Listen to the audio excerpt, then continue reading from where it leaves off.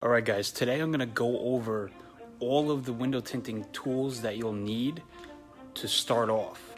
Literally bare minimum, but this is if you're going to start tinting windows professionally. These are the tools that you're going to need.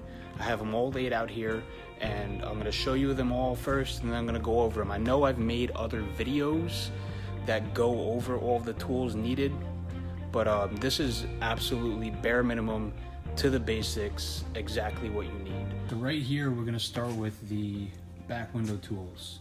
We have the side swiper, the scrubber, that's for scrubbing down on the bottom, the automotive bulldozer, and then we have an outside towel, which we'll use to wipe the outside of the windows, an inside towel, which is a blue huck towel. It's not repurposed, they're brand new. And then for the spray bottle, we have a junior pump up. This is the absolute best one I recommend. All you have to do is pump it up. You fill it up with soapy water first, water, and obviously about 2 tablespoons of soap, and you pump it up and it's good to go. Now for all the tools, we got the yellow turbo squeegees. We have a 3.5 inch yellow turbo squeegee and a 5.5 inch yellow turbo squeegee. These are the most common ones and the most basic ones and pretty much all you'll ever need for squeegeeing out windows, other than the bulldozer. We have the gray Lidco squeegee. This is great for shrinking fingers on the inside of the film. This won't scratch the film. It has a lubricant built into it when it was injected and made. So there's a built-in lubricant with the nylon that it's pressed with. Then we have the gray Bondo squeegee. This is great for shrinking tint on the outside. You won't use this on the inside of the film side of the film, because it will scratch it. Only use it on the clear release side. The little chiseler. The little chiseler is great for working out little imperfections like little dust marks or little tiny creases in inconspicuous areas.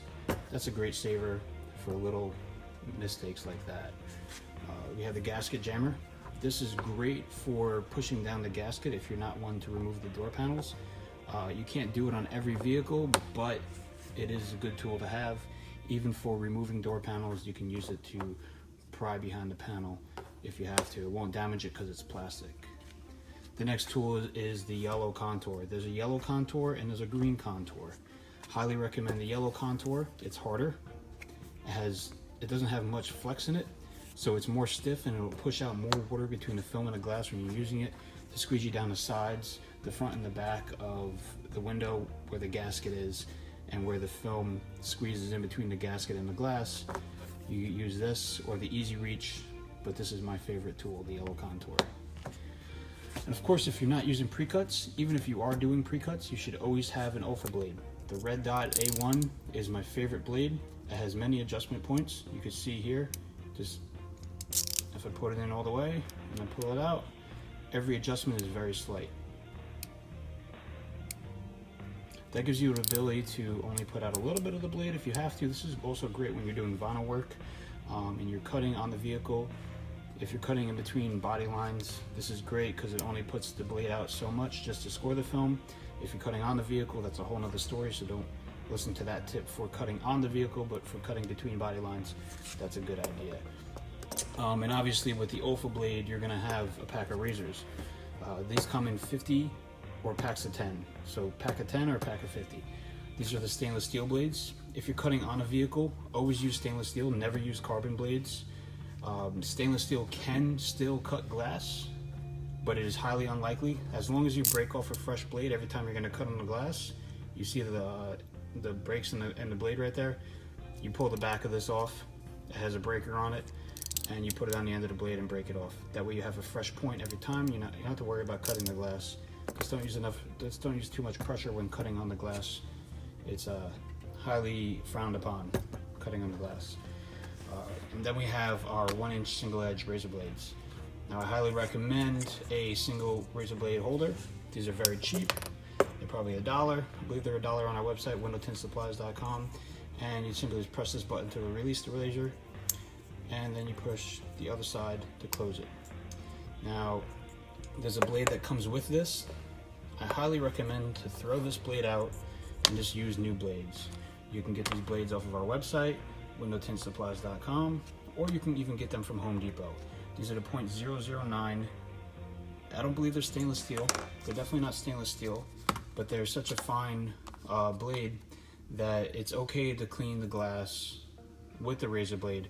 Just don't use the pointed edge here to cut film like you would with the Alpha blade, because using that pointed edge could cut the glass. As long as you're using a flat surface, say that this plastic down here is a glass, as long as you're using a blade like this, obviously it's going to grab the plastic, but as long as you're using it this way and not cutting on the window like this, because you will scratch the glass.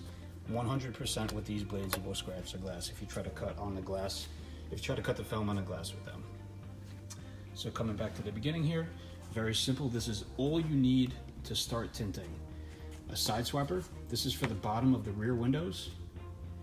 You start from the center when you're using a side swiper, and you swipe to the sides. That's why it's called a side swiper.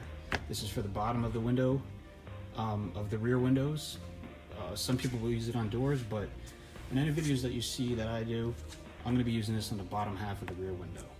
The scrubber for cleaning the bottom half of the rear window as well, and then the bulldozer for pushing out the bottom half of the rear window. So these are all technically bottom half rear window tools. The scrubber, after you scrub the bottom of the window, you can simply pull this pad off and scrub the rest of the window. So technically my technique is to scrub the bottom of the window, pull the pad off and clean the rest of the window, and then wipe the window down with our blue Huck towel. So basically that's it. If you guys have any questions on tools you need to begin, I'm gonna take a picture of all these laid out, and I'm gonna put it at the end of the video and label them and link them to the products on the website so that you guys can easily put your tint tool package together. We don't have any pre-made window tint tool kits for purchase because some people, they don't want a scrubber, they don't want this,